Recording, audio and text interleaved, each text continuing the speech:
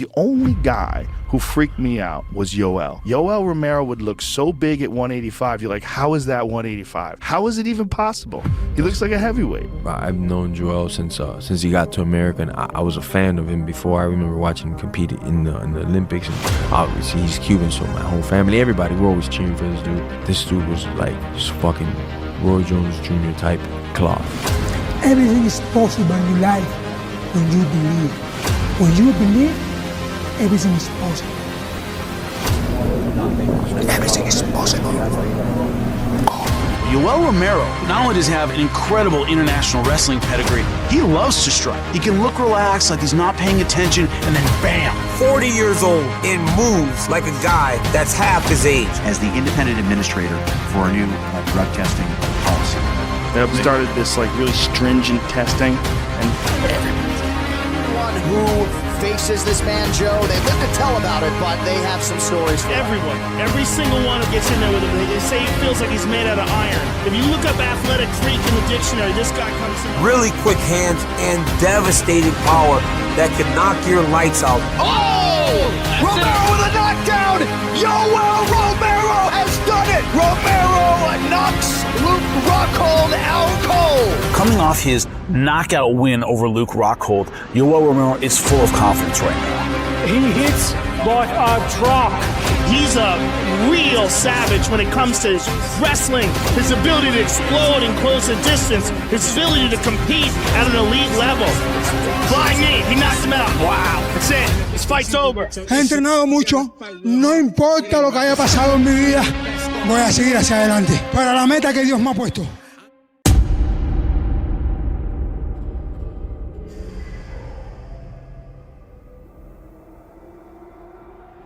Halo bro, kali ini gue mau ngebahas sosok yang mungkin punya tubuh paling aneh sekaligus mengerikan yang pernah masuk ke dalam oktagon. Dalam dunia MMA yang keras dan tanpa belas kasih, tubuh adalah segalanya. Ia adalah alat, senjata, sekaligus benteng pertahanan terakhir. Namun dalam sejarah panjang UFC, tak ada satu tubuh pun yang pernah menimbulkan begitu banyak kekaguman sekaligus kecurigaan seperti milik Yoel Romero. Dengan struktur otot seolah dipahat dari granit, daya tahan yang menolak logika usia, serta performa yang tak kunjung usang, Romero bukan hanya atlet, ia adalah misteri hidup. Mungkin satu-satunya petarung yang bisa membuat lawannya merasa sedang bertarung bukan melawan manusia, tapi sesuatu yang lebih. Lahir di Pinar del Rio, Kuba pada 30 April 1977, Romero besar dalam sistem olahraga yang sangat disiplin. Ia dibesarkan bukan di jalanan, tapi di matras gulat. Negara membentuknya, melatihnya untuk jadi senjata di atas panggung dunia. Hasilnya, Romero menjadi pegulat elit, meraih medali perak di Olimpiade Sydney tahun 2000, serta gelar-gelar bergengsi lainnya di kejuaraan dunia. Namun menjadi legenda di Kuba tak menjamin kebebasan. Di balik prestasi dan pelatihan kelas dunia, Romero seperti banyak atlet Kuba lainnya hidup di bawah bayang-bayang kontrol negara. Ia kemudian memilih jalan yang lebih beresiko, yaitu meninggalkan tanah kelahirannya, mengkorbankan segalanya demi satu hal, yaitu kesempatan untuk menentukan takdirnya sendiri. Romero memulai karir MMA pada tahun 2009, di usia yang bagi banyak orang sudah mendekati senja karir. Tapi seiring masuknya ia ke UFC pada 2013, orang-orang segera sadar ia bukan petarung biasa. Ia datang dengan latar belakang gulat kelas dunia. Tapi lebih dari itu, ia membawa sesuatu yang tidak dimiliki petarung lain, yaitu kecepatan eksplosif, pukulan yang merobek struktur pertahanan lawan, dan tentu saja tubuh yang membuat seluruh dunia bertanya-tanya. Di antara petarung-petarung UFC yang muda dan tajam, Romero adalah veteran dengan ledakan mudah. Ia menghajar Clifford Starks hanya dalam waktu singkat, menghancurkan wajah Machida seperti tak ada gravitasi, dan melepaskan salah satu flying knee paling mengerikan dalam sejarah UFC saat melawan Chris Weidman. Setiap kemenangan Romero tak hanya meninggalkan kekalahan pada lawannya, tapi juga jejak keheranan. Bagaimana seorang seusia itu masih bisa bergerak seperti monster? Tubuh Yoel Romero bukan sekedar kuat, ia adalah anomali biologis yang membingungkan. Ia seperti karya seni yang tidak dimaksudkan untuk bergerak, namun justru hidup dan berperang di dalam arena. Struktur ototnya ekstrim, deltoid membengkak tajam, trapezium menonjol seperti armor, dan perutnya tidak hanya kotak-kotak, tapi hampir seperti susunan baja yang disusun dengan presisi arsitektural. Semua itu bukan milik petarung muda berusia 25 tahun, melainkan pria yang sudah menyentuh usia kepala 4, sebuah fakta yang tidak masuk akal, tapi nyata. Kejanggalan ini memancing rasa takjub sekaligus curiga. Bagaimana bisa seorang mempertahankan definisi otot seketat itu tanpa terlihat kelelahan, tanpa penurunan performa eksplosif, bahkan tanpa pembengkakan jaringan lunak akibat penuaan otot. Banyak pengamat menyebutnya sebagai outlier genetik, manusia dengan komposisi serat otot fast twitch yang luar biasa dominan. Romero tampaknya memiliki kapasitas anaerob yang hampir tak terbatas dan recovery time yang tak masuk akal untuk petarung seusianya.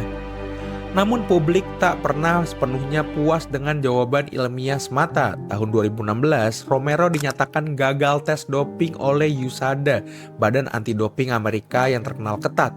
Ini menjadi bahan bakar bagi mereka yang sejak awal curiga. Tapi bukannya tenggelam dalam skandal, Romero melawan. Investigasi lanjutan menunjukkan bahwa zat terlarang itu berasal dari suplemen yang terkontaminasi, produk yang dijual bebas namun mengandung bahan terlarang yang tidak dicantumkan oleh label. Romero kemudian menggugat perusahaan suplemen tersebut dan memenangkan kasusnya. Hasil pengadilan menyatakan ia tidak bersalah dan berhak atas kompensasi lebih dari $27 juta. Namun seperti luka yang tak bisa sepenuhnya sembuh, keraguan publik tetap melekat. Banyak yang menganggap bahwa kemenangan di pengadilan bukan berarti kemenangan di hati para penggemar. Keraguan terhadap tubuh Romero bahkan tidak selalu berasal dari rasa iri atau tuduhan teknis, tapi karena tubuh itu dalam banyak hal terlalu sempurna untuk dipercaya. Joe Rogan dalam salah satu podcastnya menyebut Romero sebagai monster biologis. Analis-analis lain menggambarkannya sebagai produk eksperimen yang lolos ke dunia nyata. Bahkan sesama petarung tak jarang mengungkapkan rasa tidak percaya saat berdiri berseberangan dengannya di dalam oktagon. Mereka tidak hanya menghadapi kekuatan fisik, tetapi juga sesuatu yang terasa seperti melawan hukum alam. Setiap kali Romero berdiri di atas timbangan, penonton bersorak bukan karena berat badannya, tapi karena mereka menyaksikan apa yang tampak seperti makhluk mistis, tubuh yang menolak tua, menolak hancur, dan menolak dilogikakan. Otot-otot tetap keras, matanya tetap tajam, dan nafasnya nyaris tidak berubah meski ronde telah berganti. Tak heran jika banyak orang yang menyebutnya bukan sebagai petarung biasa, tapi sebagai produk eksperimental alami, kombinasi dari genetika langka, pelatihan militer Kuba, disiplin ekstrim, dan mungkin sesuatu yang tidak akan pernah bisa dijelaskan sepenuhnya. Suka atau tidak, tubuh Romero akan selalu menjadi mitos tersendiri dalam sejarah UFC. Bukan karena ia paling besar, bukan karena ia paling cepat, tapi karena ia tak masuk di akal. Dan dalam dunia pertarungan yang sudah sangat saintifik dan terukur, tubuh seperti itu adalah gangguan yang mempesona, menakutkan, dan tak terlupakan. Romero tidak hanya berbeda secara fisik, ia berbeda dalam aura, dalam cara membawa dirinya ke dalam pertarungan. Julukannya Soldier of God bukan sekedar nama panggung. Setiap kali masuk ke arena, ia tampak seperti sedang menjalankan misi spiritual. Teriakannya, air matanya setelah kemenangan, atau sikapnya yang sering tampak seperti sedang kesurupan ilahi membuat banyak orang merasa Romero datang bukan hanya untuk bertarung, tapi untuk menyampaikan sesuatu dari langit. Di antara keraguan tentang tubuhnya dan kekerasan brutal di dalam oktagon, Romero juga menghadirkan sisi religius yang mendalam. Sebagian penggemar menyebutnya sebagai simbol kekuatan iman, namun bagi lawan-lawannya, mistisme itu hanya memperkuat ketakutan bahwa yang berdiri di seberangnya bukan hanya manusia, tapi sesuatu yang lebih tak terdefinisikan. Yoel Romero adalah salah satu dari sedikit petarung yang tidak hanya memancing decak kagum karena kemampuan fisiknya, tetapi juga karena keputusan-keputusan yang aneh yang seringkali terjadi di dalam oktagon. Setiap pertarungan, Romero seperti menyisakan teka-teki, bukan hanya tentang siapa yang lebih unggul, tapi juga tentang apa yang sebenarnya sedang terjadi. Dalam setiap babak karirnya, kontroversi selalu menjadi bayang-bayang yang tak terpisahkan. Salah satu momen paling dikenang dan juga paling dibenci terjadi pada UFC 178 saat Romero menghadapi tim Kennedy. Ronde kedua berakhir dengan Romero nyaris tumbang, dihajar habis-habisan di detik-detik terakhir. Kennedy mencium peluang, bersiap untuk menghabisi di ronde ketiga. Tapi yang terjadi berikutnya membuat dunia MMA tercengang. Ketika lonceng ronde berbunyi, Romero masih duduk di bangkunya. Cornerman-nya terlambat keluar, Vaseline belum dibersihkan, dan Romero tampak seperti pria yang belum siap bangkit. Ia mendapatkan tambahan waktu belasan detik, waktu yang dalam MMA bisa menentukan hidup dan mati. Kennedy protes keras, ofisial kebingungan, tapi wasit tetap melanjutkan pertarungan. Dan hanya beberapa saat ronde dimulai, Romero mendaratkan pukulan mematikan dan menjatuhkan Kennedy untuk kemenangan KO. Arena langsung meledak, bukan karena sorak-sorai, tapi karena kebingungan dan kemarahan. Publik menyebut insiden itu sebagai Stoolgate. Media mempertanyakan profesionalisme UFC dalam menegakkan aturan waktu istirahat, dan Kennedy sendiri menyebut Romero curang secara elegan, tidak melanggar aturan secara langsung, tapi cukup licik untuk bermain di arena abu-abu. Romero seperti biasa hanya tersenyum dan menyambut semuanya sebagai kesalahan komunikasi. Tapi sejak itu, bayang-bayang kontroversi selalu membututinya. Pertarungannya melawan Paulo Costa di UFC 241 juga tidak lepas dari aura aneh. Di atas kertas, duel ini adalah pertarungan dua monster. Keduanya dikenal dengan fisik eksplosif dan gaya bertarung agresif. Namun saat laga dimulai, yang tersaji bukan adu kekuatan brutal, melainkan pertarungan taktis yang membingungkan. Romero sering berdiri diam, seperti robot yang sedang standby. Terkadang ia meledak melepaskan pukulan mematikan. Tapi sebagian besar waktu ia hanya menatap Costa, berjalan perlahan dan menghemat energi. Costa pun meski lebih aktif, tampak ragu menyerang sepenuhnya. Pertarungan ini memecah opini. Sebagian menyebut duel itu sebagai pertarungan teknis antara dua petarung ultra cerdas yang saling membaca. Tapi banyak yang kecewa, termasuk Dana White yang mengkritik keras kekurangan agresivitas.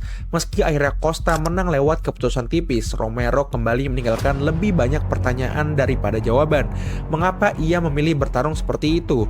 Apakah ia kelelahan, atau apakah ini strategi yang disengaja dari seorang veteran yang tahu persis batas fisiknya? Namun tidak ada pertarungan Romero yang lebih kontroversial atau lebih absurd dari laga perebutan gelar melawan Israel Adesanya di UFC 248. Ini seharusnya menjadi malam puncak. Romero, si anomali tua nan berbahaya, melawan Adesanya, juara tak terkalahkan yang dikenal dengan gaya mencolok dan IQ tempur tinggi. Semua orang menantikan duel besar ini, tapi saat laga dimulai yang tersaji adalah pertarungan paling pasif dalam sejarah pertarungan gelar UFC. Romero berdiri dengan tangan di depan wajah, diam hampir tidak bergerak. Adesanya hanya sedikit lebih aktif. Penonton menunggu-nunggu ledakan, tapi yang mereka dapatkan hanyalah 5 ronde dari tatapan, langkah kecil dan frustasi kolektif. Komentator kehabisan kata-kata, penonton mencemooh dari awal hingga akhir, dan ketika keputusan juri diumumkan, tak ada yang peduli siapa yang menang atau yang kalah, sebab semua sepakat. Ini adalah salah satu pertarungan paling anti-climax dalam sejarah divisi menengah UFC. Adesanya menyalahkan Romero karena tidak menyerang. Romero menyalahkan Adesanya karena lari dari pertarungan. Dana White marah besar, tapi Romero ia tenang. Baginya pertarungan itu adalah bagian dari rencana. Sebuah pertarungan bukan hanya soal agresi, tapi soal kontrol dan kehati-hatian. Ia tak pernah peduli dengan ekspektasi penonton. Meski minim aksi, pertarungan itu justru memperkuat aura mistis Romero. Tubuhnya yang berdiri diam di tengah oktagon seperti patung dewa perang tetap mencuri perhatian. Ia tak banyak bergerak, tapi kehadirannya tetap dominan. Dalam dunia penuh kecepatan dan ledakan, Romero membuktikan bahwa bahkan keheningan bisa menakutkan. Dan mungkin disitulah letak daya tarik paling besar Yoel Romero. Bukan hanya dalam pukulan-pukulan mematikan, tetapi dalam keaneh-anehan yang membuatnya begitu tak terduga. Ia bukan sekedar petarung kontroversial, ia adalah misteri berjalan dan setiap pertarungan selalu terasa seperti teka-teki yang tidak ingin sepenuhnya dipecahkan. Yang paling mengejutkan dari semua itu yaitu Romero tidak pernah terlihat tua. Di usia 42 tahun, ia masih bertarung melawan Costa. Di usia 43, ia masih mengejar gelar dunia bahkan ketika akhirnya dirilis UFC pada 2020. Bukan karena penurunan performa, tapi lebih karena dinamika bisnis. Romero kemudian bergabung dengan Bellator dan masih tampil layaknya veteran abadi. Ia menantang Phil Davis, menghajar Melvin Manhoef, dan nyaris merebut gelar light heavyweight. Lawan-lawan baru, organisasi baru, namun tubuh yang sama dan misteri yang tak kunjung reda. Romero tak pernah menjadi juara UFC, tapi tetap abadi dalam ingatan penggemar. Namanya selalu dibicarakan bukan hanya karena kemenangan atau kekalahan, tapi karena daya tarik biologis yang tak tertandingi. Ia adalah satu dari sedikit petarung yang bisa menakut-nakuti lawan hanya dengan berdiri. Satu dari sedikit manusia yang di usia 40-an masih bisa melakukan gerakan eksplosif yang bahkan atlet muda pun tak bisa tiru. Apa yang diwariskan Yoel Romero bukan sabuk emas, bukan rekor sempurna, tapi satu pernyataan abadi, yaitu bagaimana mungkin seorang seperti dia bisa ada di dunia nyata. Yoel Romero adalah pengingat bahwa dalam olahraga sekeras MMA, keajaiban bisa datang dalam bentuk paling aneh. Ia adalah simbol dari tubuh yang melawan biologi, dari stamina yang menolak waktu, dan dari aura yang lebih besar dari pertarungan itu sendiri. Mungkin kita tak akan pernah tahu rahasia sebenarnya di balik tubuh itu, tapi yang jelas Yoel Romero telah meninggalkan jejak yang tak akan pernah dihapus. Di antara ratusan juara dan ribuan petarung, hanya satu yang disebut The Soldier of God, dan hanya satu yang punya tubuh paling kontroversial di dalam sejarah UFC. Pada tahun 2025, di usia yang seharusnya menandai masa pensiun bagi kebanyakan petarung, Romero justru membuka babak baru, yaitu bergabung dengan BKFC, arena pertarungan brutal tanpa sarung tinju. Sebuah keputusan yang sekali lagi menunjukkan bahwa batas umur, rasa takut, dan logika tak pernah berlaku untuk Yoel Romero. Nah, udah segitu aja buat video ini. Terima kasih banyak udah nonton. Jangan lupa like, komen, dan subscribe. Dadah.